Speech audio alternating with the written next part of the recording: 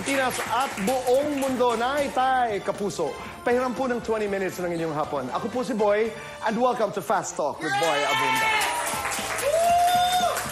Ang mga bisita po natin ngayong hapon are very, very special. I look forward to this conversation. Please welcome one of the most beloved couples in the entertainment industry. I'm talking about Mick and Megan.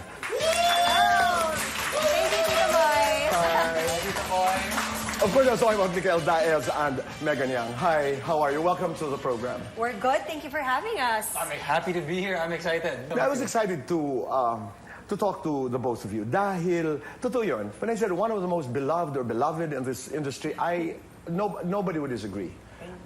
Palagay ko, tama yung aming intro. Pag-usapan natin ng ilang bagay na may kinalaman sa marriage, na may kinalaman sa mga relasyon. At pag tinatanong mo ang couple, halimbawa, what makes this relationship work? Siguro mga 9 out of 10, ang sasagot sa'yo, open communications. Andun kami sa Bukas 9 out of kami. 10. Ako din. Kami Andun yun. ako sa 9 out of 10. Na importante talaga yung nag-uusap. No matter sometimes how difficult, yung hirap na hirap tayo makipag-usap, pero kailangan makipag-usap. I have very specific questions.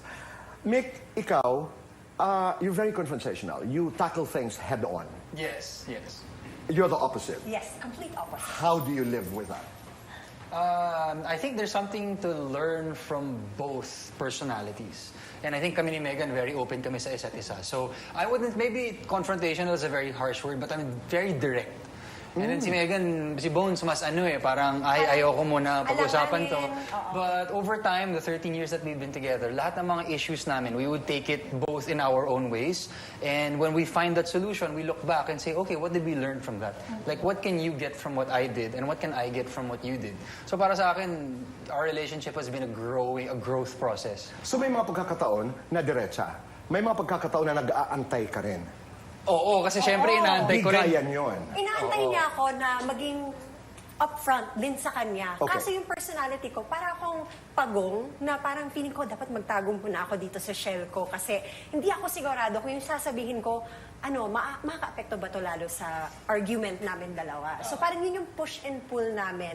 And that's where a lot of our conversations, dwell around. And learnings. And learnings also. So knowing when. Actually, to do it, di ba? Paano kayo mag-away? Maingay? Nagsisigawan ba kayo o tahimik kayo pag nagsigawan nag-away? ba tayo ever? In your mind? Okay, never kami nagsigawan. Okay. Never. I also agree. Never kami Never. nagsigawan. Pero may mga instances, and very few instances, na meron kaming intense argument. Na mataas ang boses, yes. Mataas ang emotion, yes. Pero never kami nagsisigawan, never kami nagkakasakitan. Never nagbabatuhan ng kung Never, ano-ano, pagkain or anything. Pero very emotional. Very emotional, and I would Very say... raw, I'd say. Para siyang like, lalo na ikaw, pag mataas yung emotions mo, very hindi naman sa under the breath, pero very, ganito ako. Ito yung pakiramdam ko. Ganon. Iba yung tono niya. I get that. At saka minsan, deliberate yan. Dahil ayokong sumigaw, the intensity ay ilinalagay ko doon sa katahimikan na sinabi ko naman sa'yo na yung ganon. Tito Boy, Diba? Mismo. Oh my God. Kasi parang... Ay, andun ka ba, Tito Boy? Minsan ano kasi... Wait. Nag-away kami ng isang linggo. Actually, sumisilip ako minsan. Hindi, joke. Minessage ko si Tito Boy. Tito Boy, ito yung ginawa ko. No, but I wanted to know, halimbawa, 13 years into the relationship, 10 years and then 3 years of marriage, nung umpisa ba, kasi, I'm watching you now, and kayo bang dalawang tao na ito ang aking non-negos. Ito ang non-negotiables ko from the very beginning of the relationship. I have non-negotiables. And my non-negotiable was no cheating. Okay. Yun yung non-negotiable ko. If ever na mag-cheat ka, then wala na yung relationship. Alright. Pag nag-cheat si Fofo. Fofo, goodbye. Goodbye. Talaga? Parang yun yung non-negotiable ko. Pero, I haven't thought about a non-negotiable in a really long time. What do you want to say? Well, okay, so I think I think semantics to parang Megan, yung non-negotiable is a very strong word for you, I'm sure. Yes. For me, my non-negotiable, I mean, you could also say it's the core of our relationship. Okay. So that's also kind of what I mean. Para sa akin yung Anong non-negotiable, ibig sabihin ng core ng inyong relasyon? parang yun yung foundation. This is where our correct. relationship Pero is so, built. ano dun ang hindi negotiable? So para sa akin, two things lang yun. So it's very easy para sa akin, kailangan simple. First is complete honesty. Very similar to what you said, open communication. Absolute, complete 100%. honesty. And it doesn't have to be instant, but we always have to continually build towards that. Yung pangalawa doon is, you need to be able to take care of yourself. Okay. May tanong lang ako. Doon sa complete honesty, if if it includes, Fofo, Mick, I cheated on you. And I am fully disclosing this mistake. I'm sorry I went through. Hypothetical po ito. I went through it. Mahinang-hina ako. I was not myself. Will you take her back? Will you forgive? I mean, I haven't had to think about that in a while, but for me, maybe right now, maybe no. Maybe it's a no. But So at the same time, your non-nego, I'm sorry, before you go to at the same time, your non-nego is almost similar, pareho, sa non-nego, for lack of a better word. I mean, we're using non-nego casually here, no? Medyo mabigat nga. Mabigat siya. Parang yung kay Megan. yes, in a way, pero parang at the same time, I think we'll take consequences differently. Eh. Yeah. Diba? So parang, will you take me back? Like, No eh, no? No, kasi parang, paano nangyari in the first place? Parang marami bang instances bago ka nag-cheat per se? That led up to the That instance, led up to that. So, sa una pa lang, Hahaba yung kwento, hindi no? siya naging honest. So, na-break na yung pinaka-core, which is honesty. Yes, naging honest at that point na nag-confess ka. Pero bago pa nun, dishonest ka. But Yeah, you're so parang humans. ako nisa, no. You commit mistakes. You fall. Yes. Oh, I have an answer Okay. to that. What is your answer to that? My answer to that is we are humans, so we make mistakes, but we need to be able to accept the consequences. And minsan masakit yung consequences. But at the end of the day, life goes on eh.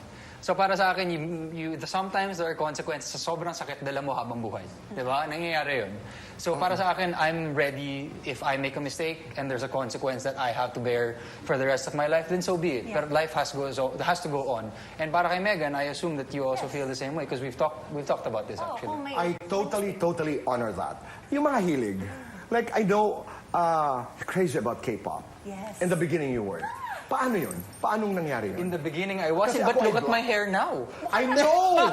Yung Oo buhok niya, nga. as in, lahat ng inspiration niya sa look niya, sa pananamit niya, galing na rin sa K-pop, K-drama. Hindi ako yung nagdi-dictate sa kanya. A lot of people think na sinasabi ko kay Mikael na magpa-firm ka para pareho sa BTS o magdamit ka na ganito. Siya lahat. But you like it. I mean, I love it. He looks so sexy. Of course. I love it. Hindi ka pinili. Talagang No, napunta na lang not doon. at all. And you're enjoying it. I'm super enjoying it. One thing that I like about the honesty and open communication is we're also open to what each other wants to do. Right. And parang kung may ginagawa si Bones, tapos nakita ko biglang may yung TV namin, may malaking muka ni Jin from BTS. Bakit tinititigan niya isang lalaki doon sa TV natin? I was interested why. So I got into it, I dove into it, nagustuhan ko rin. Same thing, vice versa. There are things that I like. Mateki ako. Diba? Mag-games ako na very strategy and role-playing. She gets into it. She's interested. So I'm like, para sa akin, I think that's one of the biggest parang strengths of our relationship. Kaya hindi kami nawawalan ng gana sa isa't isa. Kasi kung saan napupunta, and willing kami na pumunta doon kung saan man siya. Willing siya pumunta sa akin kung saan man ako. And you enjoy laughing together. Oo, Ngayon pa lamang, enjoy lang few talaga. minutes into this conversation, parang tawa lang. I mean, you know. Tsaka syempre, ito yung mga bagay na kinahihiligan ng asawa ko. Ito yung mga bagay na nakakapagpasaya sa kanya. Bakit ko siya pipigilan? Wala naman siyang sinasaktan na ibang tao. I let him enjoy and he lets me enjoy. And, you know, it's Saya. harmony. Saya. Hypothetical question. Halimbawa lamang, right after this conversation, after this interview, Mick wants to bring you to dinner to, you know, one of the best restaurants in town. And then you get a text message. Serious to, ha? Okay. Jin, okay, of BTS says, Meg, I'd like to have dinner with you tonight. I'm only free tonight. You will only choose one. Will it be, you know, Mick or gin? Ang kasagutan, nanay, tatay, kapuso, sa pagbabalik po ng Fast Talk with Boy Abunda.